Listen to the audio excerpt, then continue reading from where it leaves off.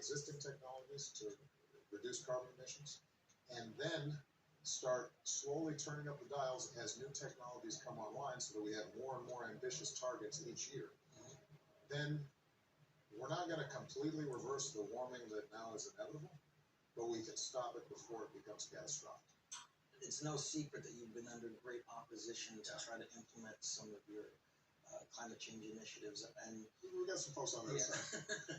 Yeah. So somebody that comes into office that does not believe in the science of climate change, do they have the capacity and the power to dismantle everything that you've already worked for? Even if somebody came in campaigning on denying climate science, reality has a way of hitting you in the nose if you're not paying attention.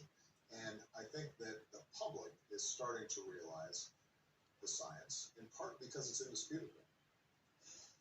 I admire your optimism, but you start to look at the science, look at what's going on in the Antarctic, and scientists saying that there are sections of ice that guarantee 4 to 6 meters of ocean level rise, which will be catastrophic for the future. You are the leader of the free world. You have access to information that most people do not. What makes you terrified for the future? A huge portion of the world's population lives near oceans. If they start moving, then you start seeing scarce resources the subject to competition between populations. This is the reason why the Pentagon has said this is a national security issue. This isn't just an environmental issue. This is a national security issue. Well, if you looked at the Earth as this living organism, and like you were flying into LA, and you're passing over these beautiful mountains, and you see the ocean ahead, it all looks natural and beautiful, but then you see LA. Well, what the fuck is that? That's a growth. That's cancer. It's big, and it's brown, and it stinks, and smoke's coming out of it, and it gets bigger every year.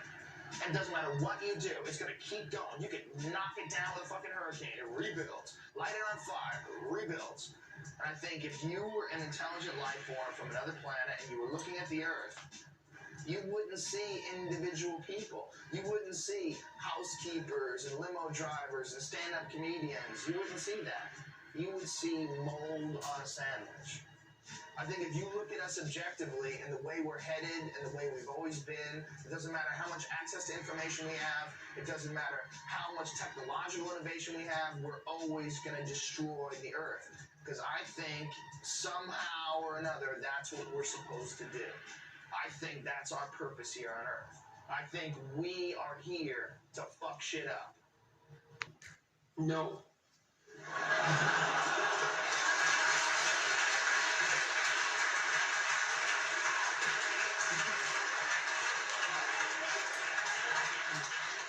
I mean, there's a couple of reasons. I mean, the first reason is that I spent a lot of time reading. I worked for a UN committee for 2 years on sustainable economic and ecological development, and read a very large amount during that period of time, and learned a lot, much of which made me much more optimistic than I had been before I read the relevant literature, which was a real shock to me. But the climate change issue is an absolutely catastrophic, nightmarish mess, and the idea that that will unite us is that's not going to unite us. I mean, first of all, it's very difficult to separate the science from the politics, and second, even if the claims, the more radical claims, are true, we have no idea what to do about it. And so, no. And besides, it's enjoyed. I think it's possible for our civilizations to break down catastrophically. I also think that it's possible for our civilizations to break down progressively. And I think they will if we continue to have the explosion of population on the planet that we currently have. I mean, it's quite wrong to think of our problems as mostly being CO2. If we can just solve CO2, then we can go on having this, continually expanding economy everywhere in the world. Of course you can't do that, okay? I mean, there is a finite, bearing capacity of our planet. On the resources of our planet. On the resources of our planet.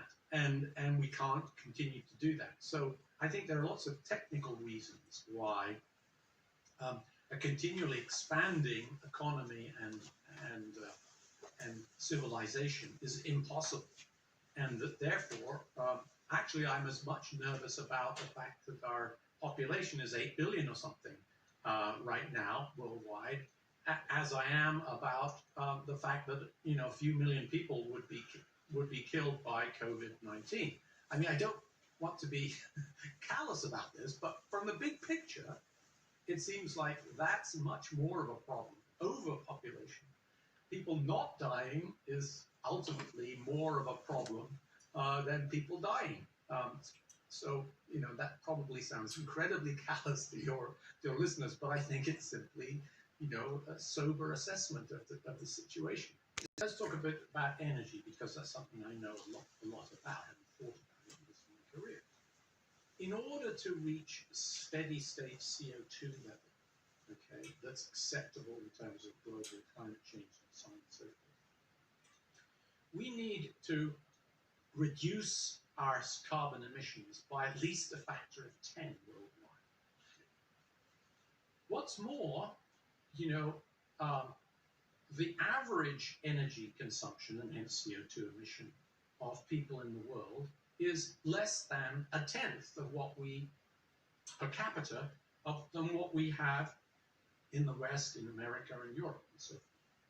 So if you have in mind some utopia in the future where we've reached a sustainable use of energy, and we've also reached a situation in which there's far less inequity in the world, in the sense that people share the energy resources more uniformly, then what that is equivalent to would be to reduce the CO2 emissions in Western economies, not by a factor of 10, but by a factor of 100. In other words, it has to go down to 1% of what it is now, okay? Yeah. So, when people talk about, let's use natural gas because, maybe it only uses 60% of the energy of coal. It's complete nonsense. That's not even scratching the surface of what we would need to do. So, is that going to be feasible? I very much doubt it. Therefore, I actually doubt that we can reach a level of energy, of fossil energy use that is 1% of the current use in the West, without totally dramatic changes either in our society, our use of energy and so forth, which actually, of course, much of that energy is used for producing food and so on and so forth. So it's actually not so obvious that we can cut down our energy usage by that factor. Or we've got to reduce the human population. Population is an impossible world. The scientists acknowledge earlier in the year that global surface heating is accelerating. Climate change is catastrophic. Climate change is today. It's a bit like talking about little bits of a body. You need to know what's happening to the whole thing. It's all connected to Right. otherwise it's fairly illogical. And what you've done brilliantly is just, lay out the top things that are going on. The Arctic, the methane, permafrost situation, the Great Barrier Reef, the forest fires. And in the context of this fundamental understanding, which I think a lot of people haven't quite understood, is once you trigger this, it continues without you having to do anything. That's my understanding of the feedback. And so in principle, like, if you stop, the whole thing's carrying on. It's like you started an engine or something, isn't it? It's like it's on the go. And I think this is the full horrific sort of realization.